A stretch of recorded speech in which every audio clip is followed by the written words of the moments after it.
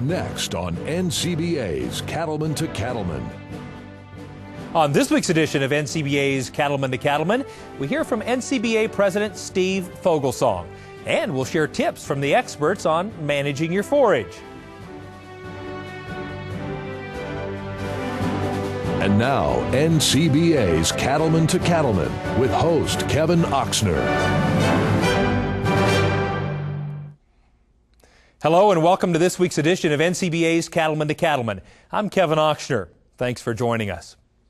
Topping this week's cattle industry news, the National Cattlemen's Beef Association is continuing to watch a resolution moving through the U.S. Congress.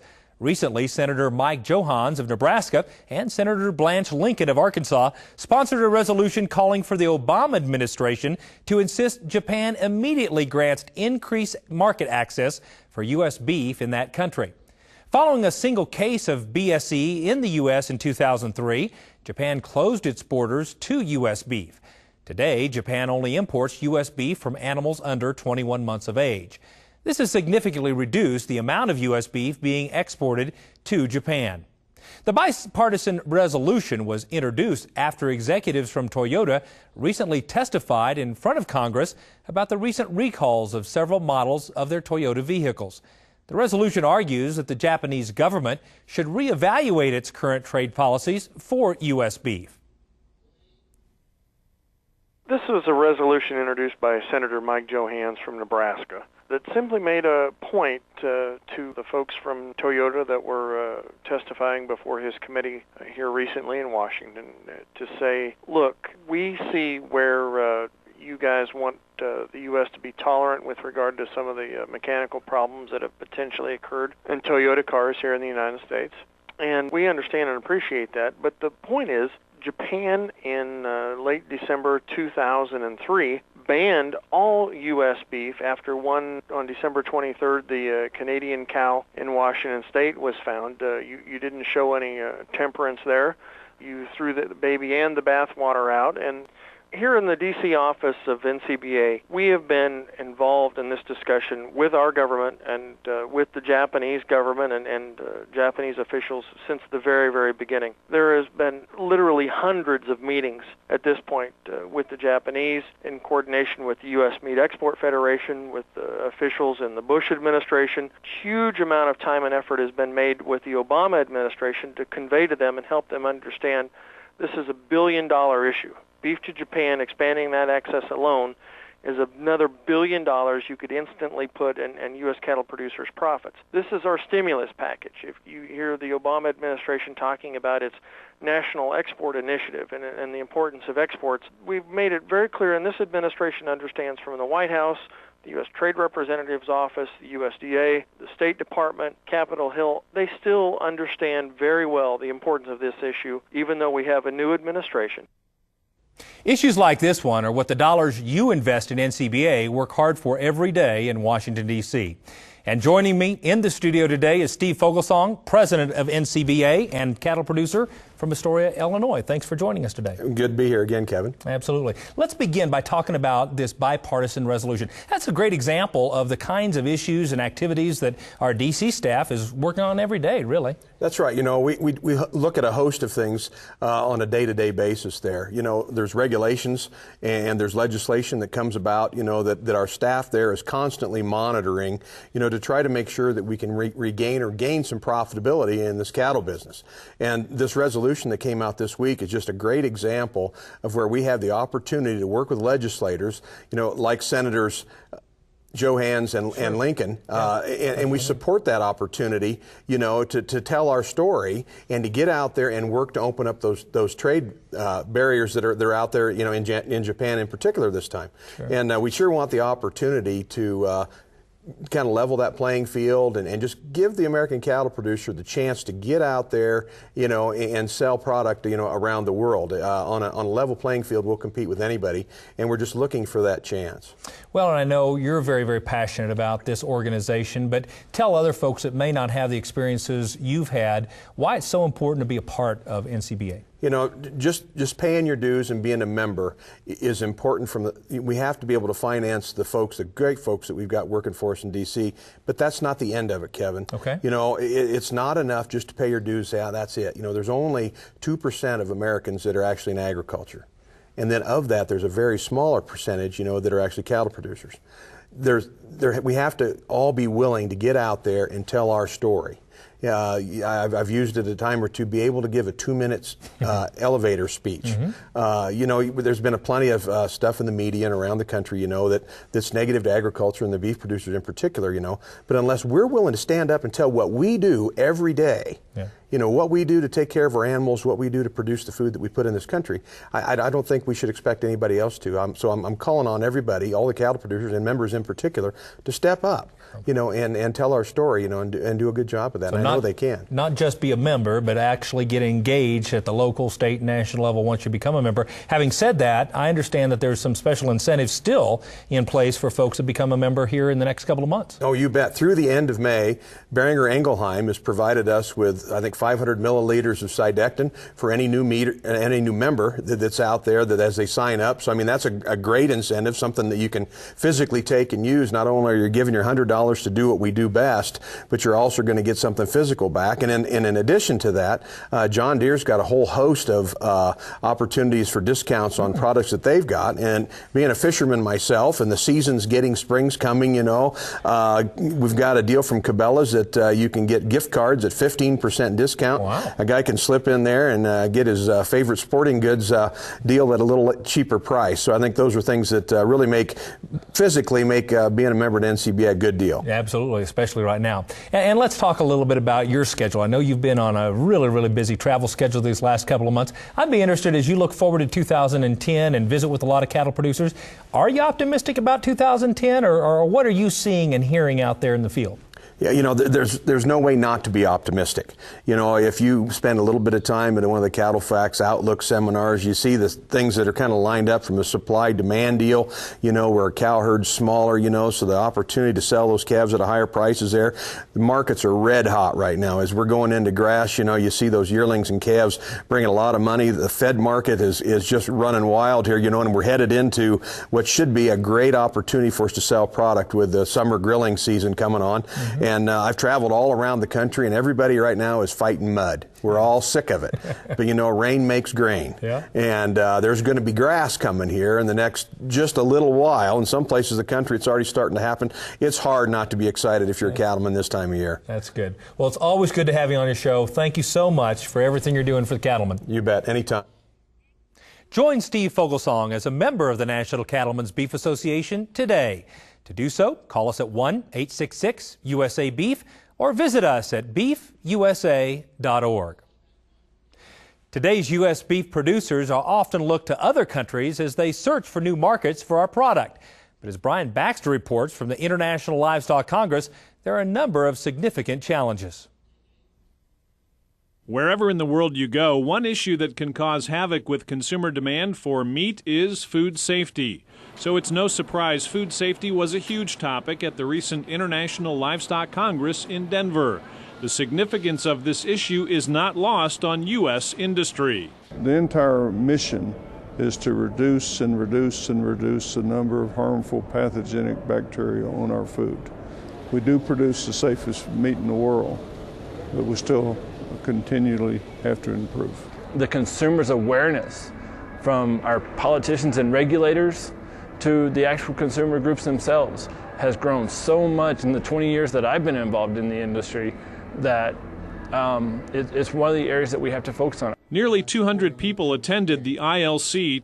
Some attendees represented retailers who are key members of the industry team. We made the effort to come to a Cattlemen's Association meeting. It's important that we all realize that from a food safety standpoint, from a quality standpoint, and from a perception standpoint, we're all in this together. Russell Cross headed food safety at USDA under two presidents, so he knows the importance of the battle.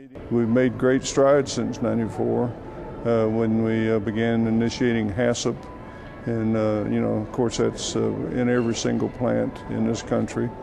But it's not over. We're still having recalls. We're still having illnesses. And so we've got a ways to go, but we've come a long ways. While E. coli gets the headlines, it isn't the only food safety issue the food industry has in its spotlight. We actually have more salmonella recalls this past year than we did E. coli recalls. And so we've got to put that on our list as another key pathogen that we have to deal with. Of course, a lot of the interventions that we use on E. coli also will work on salmonella. And I think another issue that we'll have to deal with on salmonella is the antibiotic-resistant strains of salmonella.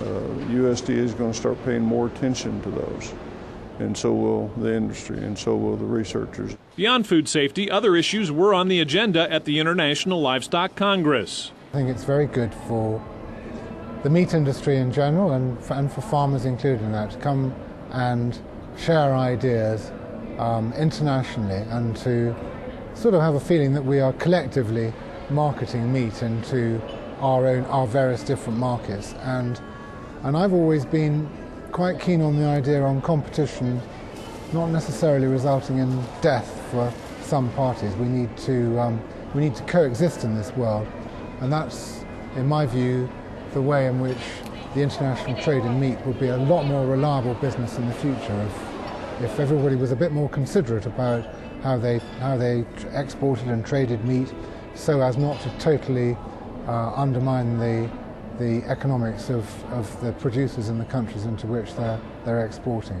Though they all had concerns, most participants had an optimistic view of the industry's future. I'm enthusiastic. I think our industry is enthusiastic. They know they've been through a rough time. They know it's still going to be rough probably through 2010. But we will survive and we will continue to thrive. From the International Livestock Congress in Denver, I'm Brian Baxter for NCBA's Cattleman to Cattleman. Now, if you'd like to learn more about the ILC and the International Stockman's Educational Foundation, visit us at cattlemantocattleman.org. Ahead on NCBA's Cattleman to Cattleman, we'll learn more about what the industry is doing to be sustainable in the future. Stay with us. We'll be right back.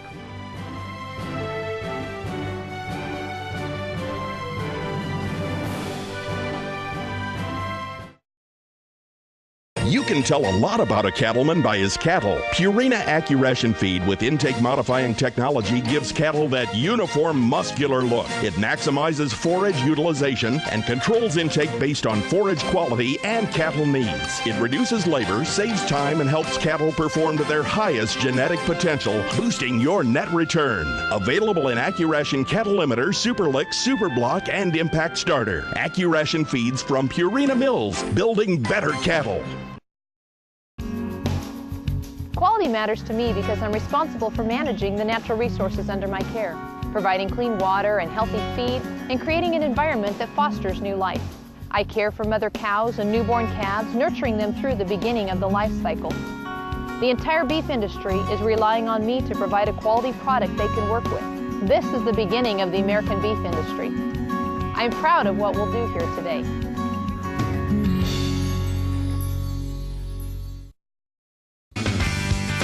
Discover a great roundup for beef producers.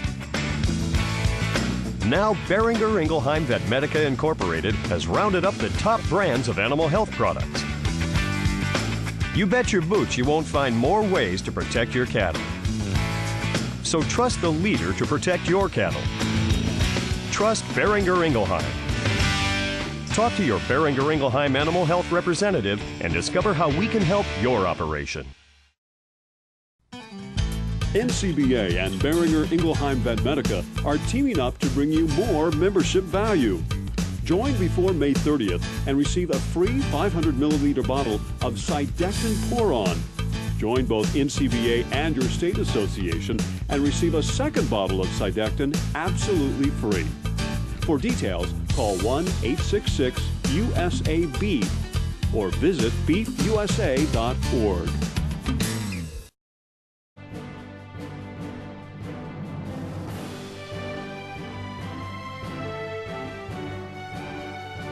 As with past generations, today's cattle ranchers are continually looking for ways to create value on the ranch.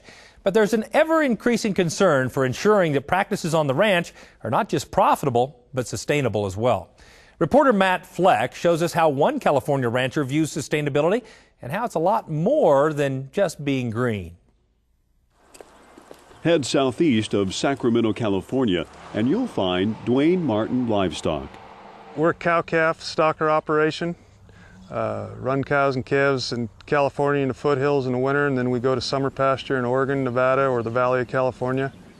The Dwayne Martin family also has cattle on feed in Colorado. The Martin series of operations have been in the making for more than 45 years.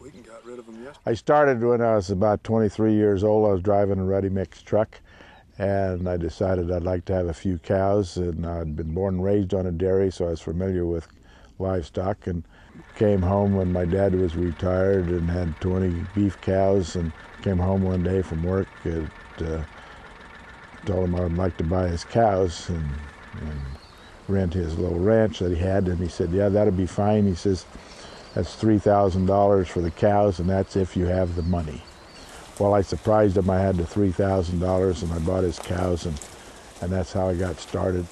And through that time, the Martins have learned a few things about surviving in the beef business and say caring for the land through efficient, sustainable production practices is the key to success. We focus on three things.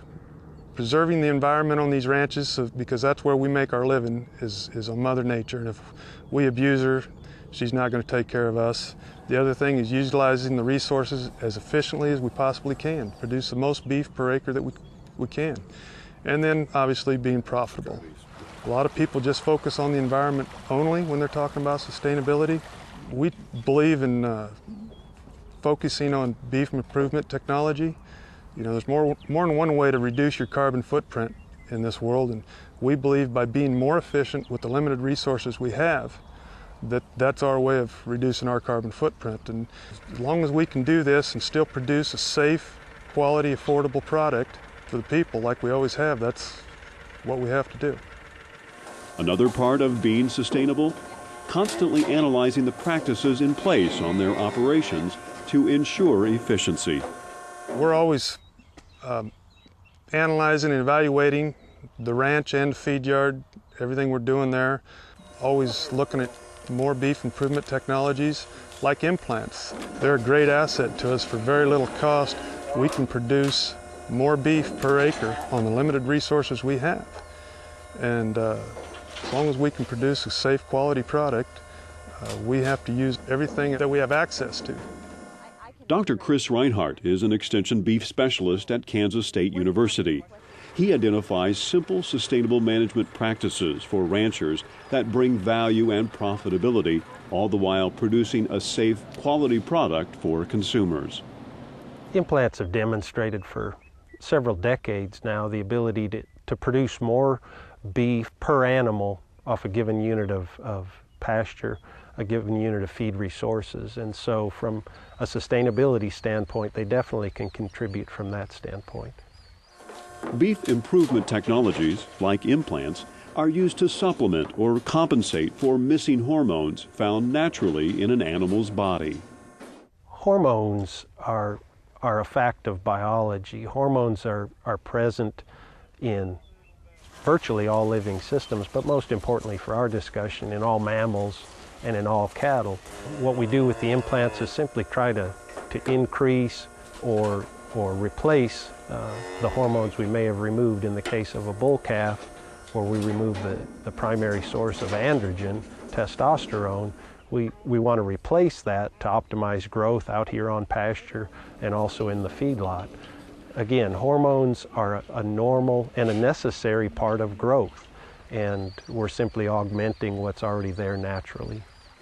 The proper procedure for using implants is that they're placed in the middle 1/3 of the animal's ear, just beneath the skin. Within a matter of hours to days, the incision heals and the implant begins paying out almost immediately. Don't go away. We'll return with more from California next.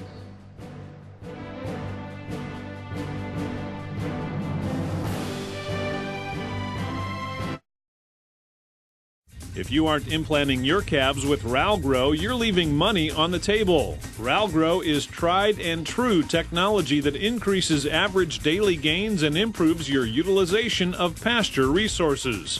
Ralgrow can increase weaning weight in steers and heifers by as much as 20 to 35 pounds, which lowers your break-even point and puts more money in your pocket.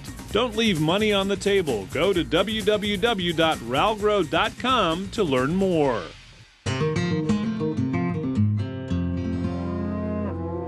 You know, I didn't think I could afford to vaccinate for scours. Then my vet told me about Guardian vaccine. Guardian offers the most complete coverage of anti-scours vaccine. And now Guardian can protect my calves against E. coli up to 6 months prior to calving. It pays to vaccinate with Guardian Scours vaccine. Thanks to Guardian, I have healthier calves and healthier profits. Sure, anyone can make a twine bale, but can you make them right bale after bale till the whole field is done? With a John Deere 458 Standard, you can. The new automatic twine tie system takes the headache out of wrapping a twine bale. It packs a whole lot of baler into one affordable package. Ready to show those twine bales who's boss? Talk to your John Deere dealer today.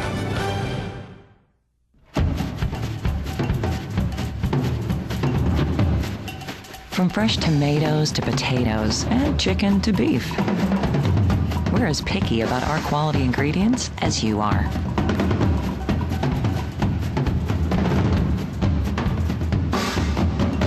Because that's what we're made of.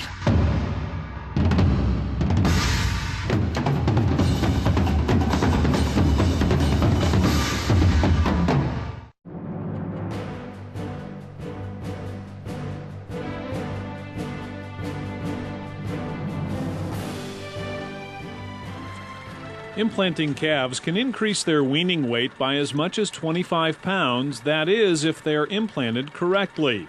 This Management Minute segment will cover the must-know protocol for safely and correctly implanting calves to help them achieve optimal weight gain. In order to maximize the efficiency of implants and thus maximize the efficiency of your calves, these essential implanting protocols must be followed. The first step to correctly implanting is to clean the calf's ear if necessary and sanitize the needle in chlorhexidine solution.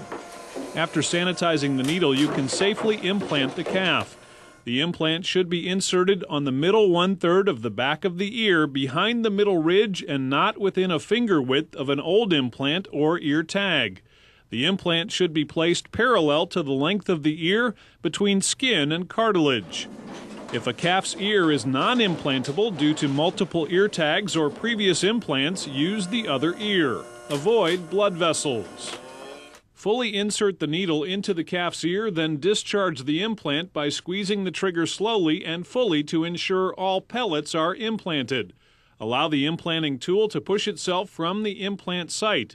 Inspect for proper placement by feeling the implant site with your thumb. Pinch the implant site to seal the incision. Disinfect the needle between animals using a roller containing chlorhexidine solution. If the needle skips or slides over the surface of the skin, re-sanitize the needle before attempting to implant again. Implants work. Implants increase pounds of beef weaned per cow, pounds of beef pulled off pasture, and also improve the efficiency of production. We've proven that now for decades, and hopefully we'll have these technologies at our disposal for decades to come. Let's return to California and reporter Matt Fleck, who's looking at one cow-calf operator's approach to sustainability. Dr. Reinhardt says research shows implants add real value to an animal and ultimately a rancher's bottom line. Implants add pounds of lean beef production. Implants increase the size of the animal at the end of any phase of production. Implants increase the size of a suckling calf at weaning time by 20 to 25 pounds. Implants will increase the size and weight of a stocker calf by 20 to 30, 35 pounds, depending on the resources. Implants can add as much as 120 pounds to the final weight of a feedlot animal. The thing that really brings it home for me is that we're increasing efficiency of our total production system, and we're really using a technology that's already in existence in the animal, and we're just optimizing it for production of beef. In a cow-calf production system, we can expect something on the order of 20 or 25 extra pounds due to implanting, which increases 25 extra pounds of saleable weight. Without the use of that implant, we may receive a slight premium, but based on studies, economic studies that have been done in the last few years, the incentives to not use implants are not nearly great enough to compensate for that extra 25 pounds of weight. Implants are a huge benefit to our bottom line. In order for us to stay competitive, we have to take advantage of everything that's out there. If the next guy is going to do it, then we have to do it. And you know, people that are not taking advantage of the implants, the technology that we have, they're costing themselves money. And the bottom line is we produce pounds, we pay our bank with dollars per head, not cents per pound. A common misperception is that implanted calves won't respond as well in the next phase of production, but research shows that's not the case. The question often comes up about subsequent performance of calves that might have been implanted either as a suckling calf or as a stocker, and the subsequent performance effects of being implanted or not implanted in the feed yard. And really the data would suggest that there really is no negative impact of a previous implant on their future performance. High quality, affordable beef that requires less land and resources to produce. Proof that beef improvement technologies play a major role in sustainable agricultural practices and feeding the world. When we can produce 25 more pounds of calf on the same resources, that's putting more food on the table for the American people and the people we export to in this country. And you know, socially, that's kind of our responsibility to produce as much food as we can with the resources we have.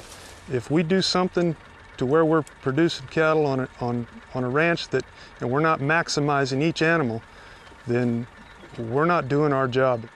We've had implants now for over 50 years in the marketplace. We've been experimenting and looking into ways to improve the utilization of implants. The implants have been proven not just safe, but effective at improving and increasing the amount of lean beef production per animal, per cow, and also improving the efficiency of our industry. Reporting from Ione, California, I'm Matt Fleck for NCBA's Cattleman to Cattleman.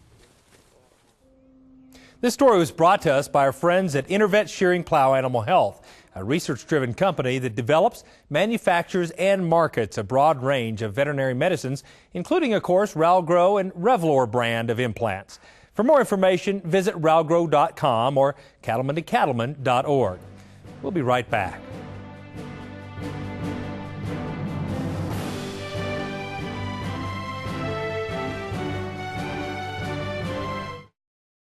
Profit, confidence, value. That's what you get with Tri-Merit, a USDA process-verified program brought to your operation by Global Animal Management Incorporated. Tri-Merit's data management system certifies traditional health processes as well as verifies age and source of individual and groups of animals. To learn more about how Tri-Merit can play a positive role in your operation, visit mygamonline.com. Tough trailers built for tough country. Big Ben Trailers manufactures a different kind of trailer, one that's built to put up with the rough conditions found on the ranch. Rugged build using heavy gauge powder coated steel and a 2x4 rectangle tube frame. There's a 1-inch gap between the side and floor, so there's no place for water or manure to accumulate and rust. Big Ben trailers are loaded with standard features: a lever action hitch, a 3-foot escape gate, and a middle sorting gate, rhino lining along the front edges, and a receiver hitch to tow another trailer, chute, or other equipment. Tough and practical. That's Big Ben Trailers, designed and built by a working cattleman. You can rely on and trust Big Ben Trailers for their durability and convenient features. Reasonably priced for any rancher to afford. For a list of dealers and other design features, visit BigBenTrailers.com. Big Ben Trailers, built cattlemen tough.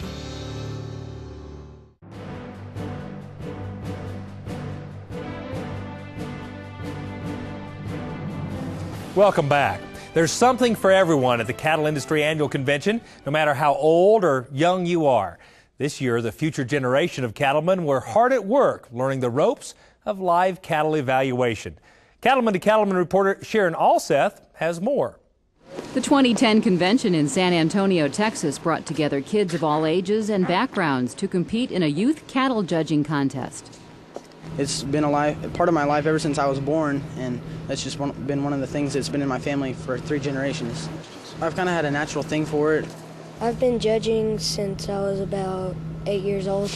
I just do livestock judging because it just comes easy to me. Kids ranging in age from 4 to 21 tried their hand at judging 10 different classes of cattle.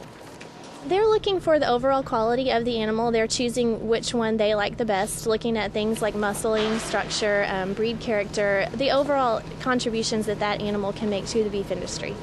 The breeding cattle classes are mainly on structure and best things that will convert into good cows and good bulls that will make better calves for future reference. And then the market steers are basically for the product that consumers eat every day, like the ribeye and things like that. You have to place them in order of which you think is best to worst, and then on some of the classes they ask questions and you have to write notes in order to answer those questions correctly. But it's not as easy as it may sound. There's a lot to consider when judging cattle, and some classes are more difficult to judge than others. I don't like judging this type. They're hard. They're Brahmins, they slope off. They're made different from Angus and other cows. About halfway done right now, and I think I've been doing pretty good, so hopefully I end up all right today. Besides taking home a cash prize, there are a few other perks to participating in the contest. Missing school and hanging out with most of my 4-H friends and just judging animals. But wise in their young age, these kids know that youth events can help them in the future, and they have their sights set high.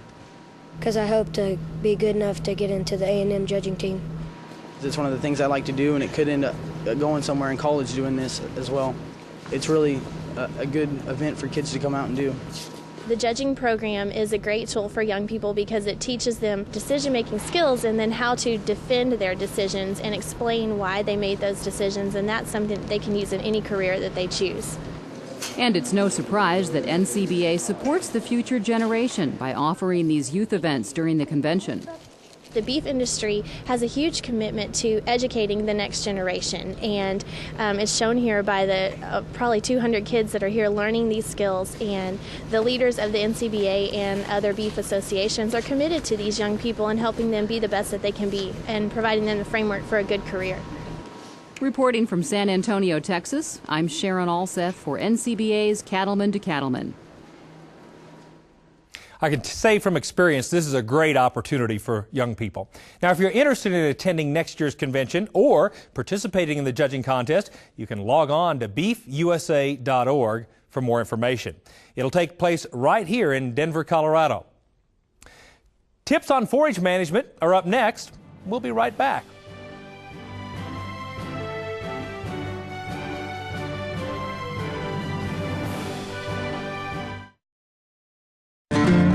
These days, more cattlemen choose Draxxin to fight BRD than any other brand. Here's why. It works. We have fewer repulls, and the ones that we do repull respond, and we have fewer chronics in the end. To retreat anything it's a lot more expensive than using Draxxin as a first time. And the evidence backs up what most cattlemen already know. Draxxin cuts retreats by 50%. So talk to your veterinarian and check the online calculator at Draxxin.com. You'll see why Draxxin should be your first choice to fight BRD. Basically what it's allowed us to do with our operation is run more cattle through in a given period of time. It's just really been a good product to use. Do not use in female dairy cattle 20 months of age or older. Do not use in calves to be processed for veal. Draxxin has a pre-slaughter withdrawal time of 18 days. Please visit Draxxin.com or call 1-888-DRAXXIN for more information. I'd like a moment with you cow-calf folks to talk about BQA, the Beef Quality Assurance Program. BQA has been designed to reduce bruises, blemishes, lamenesses, and impolite behavior in the calves you market. The point is to guarantee as best we can to our buyers and to consumers that we cattlemen know what we're doing, that we're treating our animals right, and the meat they buy is safe and wholesome. Now, most of the big feedlots and ranchers have signed on already, but that leaves the rest of us, and even if you only have 20 cows and a job in town, you need to be involved. Because every calf you sell is going to wind up on a plate someday, and we want our customers, all of them, to have a great dining experience, right? BQA helps furnish you with management tools and useful information to increase the value of your calves. So check it out at bqa.org and see what it takes to be involved in your state, because it's the right thing to do.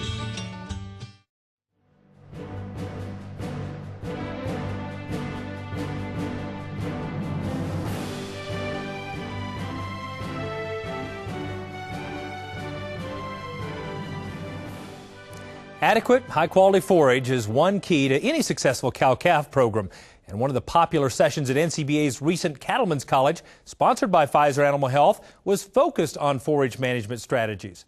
Cattleman to Cattleman reporter Matt Fleck takes a closer look at how making changes to your grazing management can help improve your bottom line. A lot of cattlemen consider themselves grass farmers, and they have cattle that are just, they're using that to harvest the forage and then selling that product. A lot of times the forage base doesn't get a lot of the attention that it really needs to get. Texas AgriLife Extension forage specialist Larry Redmond often counsels cattlemen about their management strategies. Redmond believes the most important aspect of a forage-based livestock operation is stocking rate.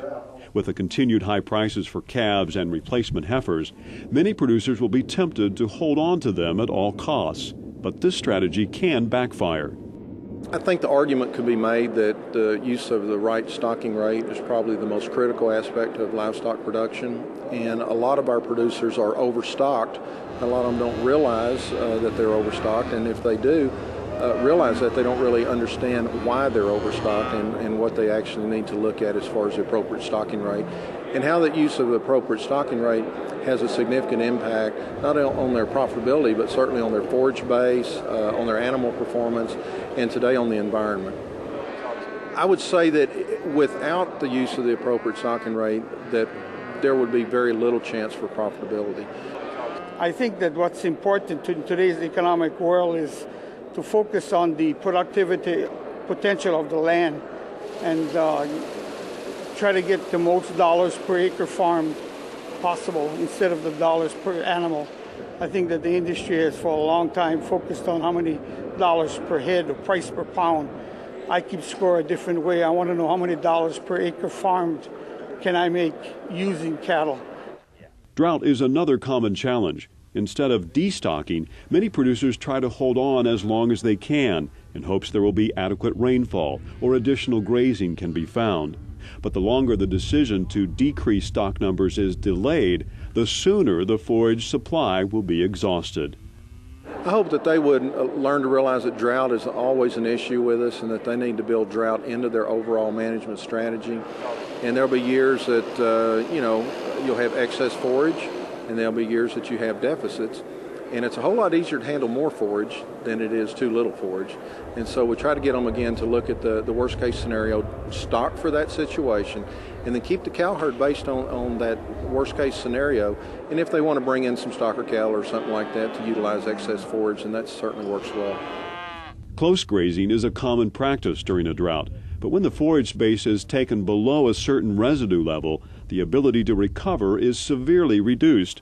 Successful grazing managers always leave sufficient root and leaf tissue for plants to respond to rainfall. I particularly use the savvy grazing rotation system, which is heavy concentrations of cattle for short periods of time and a long rest period to allow the forage to reproduce. We are a wet area, and it's important that the land be given time, adequate time to heal before you reestablish livestock into the area. I tell people if you can see the hooves of the animal, then that pasture's too short. They should have been moved somewhere else.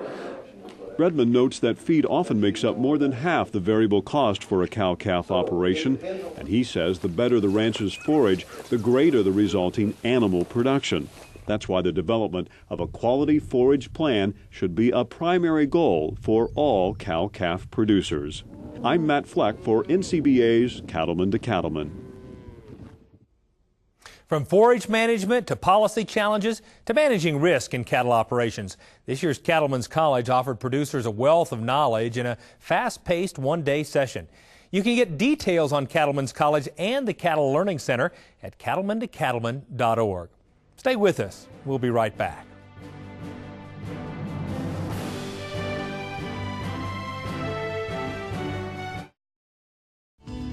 Comprehensive, practical, powerful. Now's the time to put the power of DNA to work in your herd with the comprehensive Identity Profile. The inside information from Identity can help you make more confident replacement heifer and herd sire selection decisions, add marketability to your feeder cattle, make faster genetic progress, and more. The best time to get started is when you're already working cattle, during branding, weaning, or bull soundness exams. Get started today. Visit iGenity.com or call 1-877-IGENITY to put the power of DNA to work in your herd.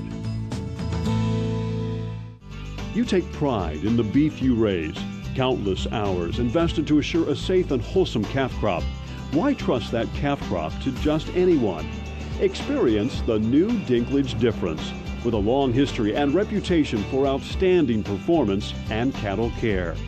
We use a combination of cutting-edge technologies and data-driven decision-making to establish our place as leaders in the cattle feeding industry.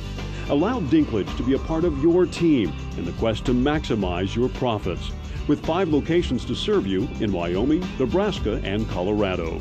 For more information on the new Dinklage difference, stop by one of our yards or visit us on the web at dinklagefeedyards.com.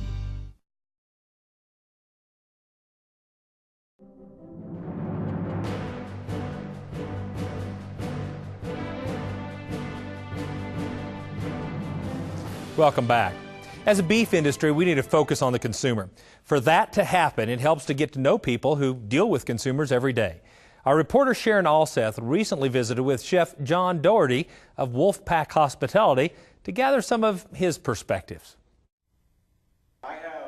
Having served for 23 years as executive chef for the famous Waldorf Astoria Hotel in New York City, John Doherty is now building a new life as a restaurant entrepreneur.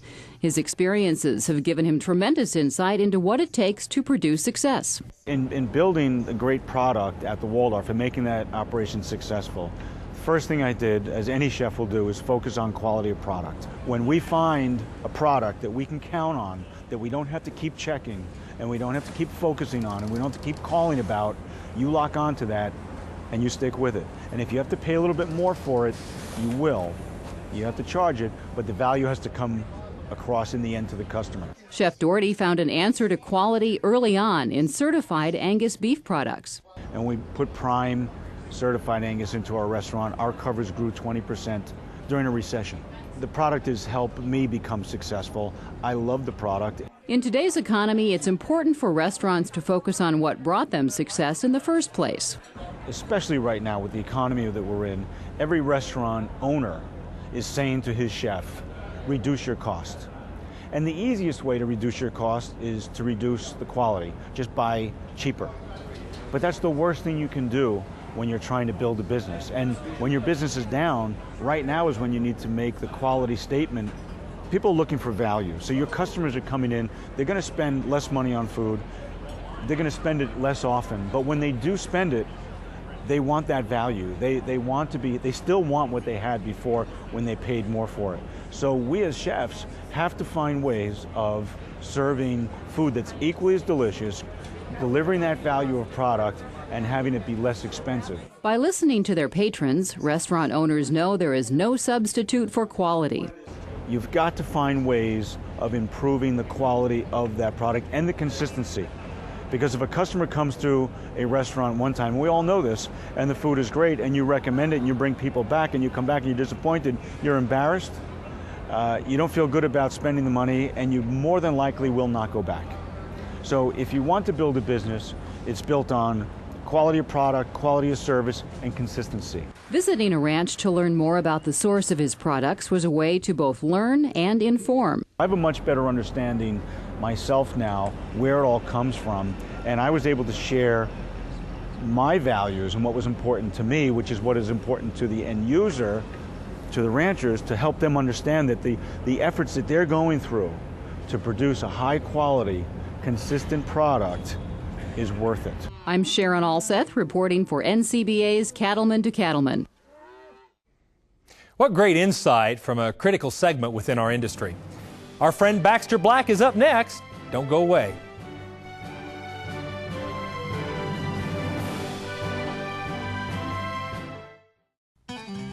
NCBA and Boehringer Ingelheim Vetmedica are teaming up to bring you more membership value.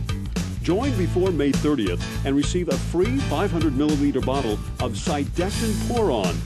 Join both NCBA and your state association and receive a second bottle of Cydectin absolutely free. For details, call 1-866-USA-BEEF or visit beefusa.org. Get ready for the Rocky Mountain Roundup. Join the 2011 Cattle Industry Annual Convention and NCBA Trade Show in the city that gets 300 days of sun a year, Denver, Colorado. It's not only a great opportunity to connect with your fellow cattlemen, but you will also attend important industry meetings, find out about the newest technologies, and get all the information you need for a successful year. We'll see you in Denver at the Cattle Industry Annual Convention and NCBA Trade Show, February 2nd through the 5th. For more information, visit beefusa.org. Why is B&W's turnover ball the best-selling gooseneck hitch in the country? Maybe it's the ingenious way it solves everyday problems. Or because it's time-tested and is rated to tow 30,000 pounds. Maybe it's because our lifetime warranty gives hard-working people peace of mind. Or maybe it's because folks love to own a hitch that's still 100% made in America. The turnover ball by B&W. Trusted. 70% of consumers want to know where their food comes from, and how can we ignore them? IMI Global offers third-party audited source and age verification essential for export markets and specialty markets like natural, organic, omnivoric, Eskimo, or possibly recovering vegan certified. For quality and age producers to the big boys, any cattleman who wants to expand his market, you're not just buying this green ear tag, you're buying peace of mind. IMIglobal.com. Nothing like an evening of calving to promote the romantic image of the cowboy. Right, ladies? Don invited a nice woman out to his ranch one evening for candlelight wine and canned bean dip. This dinner date coincided with calving season. Don invited his date to go with him to check the cows. She didn't exactly squeal with delight, but he told her it was almost like visiting a human hospital maternity ward. They drove out into the calving pasture and immediately spotted a cow trying to calve. We'll watch her for a few minutes to see if everything comes out okay, suggested Dawn, sliding an arm around her shoulders. They sat in the warm cab, moonlight mixing with Dawn's elaborate discourse on bovine parturition. He decided to assist the cow, partly for the cow and partly to show off. The calf appeared to be hip-locked. He drove up to the head end of the cow and left the headlight shining in her eyes. Sneaking out, he slipped her on behind her and slid the nylon obstetrical straps over the calf's protruding front feet. At first tug, the cow arose like a bee-stung buffalo. She whirled to mash Don. He was jerked off his feet, but clung to the straps as the cow chased him like a dog chasing its tail. He was alternately upright, flat out, levitating, scooting, skiing, sliding, screaming, and squirreling as the three of them circled like a shaky ceiling fan. His only hope of survival was to hang on and stay behind the helicoptering cow, but even then she managed to land enough blows to wind around and tromp his fallen hat into a pulp. On one mighty jerk, the calf popped out. Don executed a complete cartwheel and landed on his back. The cow rolled him once and headed off into the darkness. His date was not impressed. Less than professional, she had commented as he climbed in the cab after giving the departed cow a forearm cussing. Don tried to recapture the mood by explaining that he'd been in control the whole time.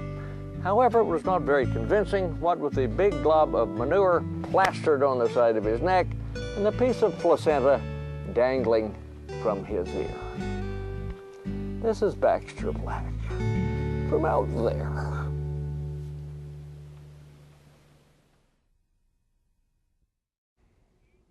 Thanks again, Baxter. We'll be right back.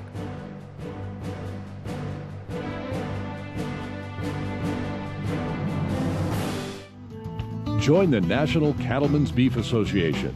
NCBA is the premier cattle industry organization representing your best interests in Washington, D.C. and across the country. I want to have my voice heard, and this is the strongest way I can speak it, is through NCBA. And my little voice gets a lot of magnitude with this group.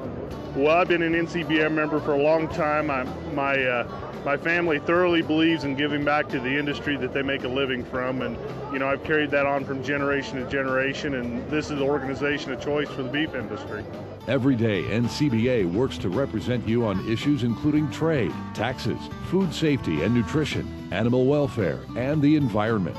The main reason I'm an NCBA member is to become engaged and more knowledgeable about everything that's going on in the beef industry. It's easy to join NCBA. Just visit beefusa.org or call us at 1-866-USA-BEEF. Quality matters to me because our local farmers and ranchers entrust us with the marketing of their livestock each and every week. It's their livelihood and how they provide for their families. Also, friends and families in the community eat at our cafe and watch the auction to be connected with the beef industry. I take great pride in knowing that my livestock auction keeps this community strong and provides our consumers with a great image of the beef they eat. I'm very proud of what we will do here today.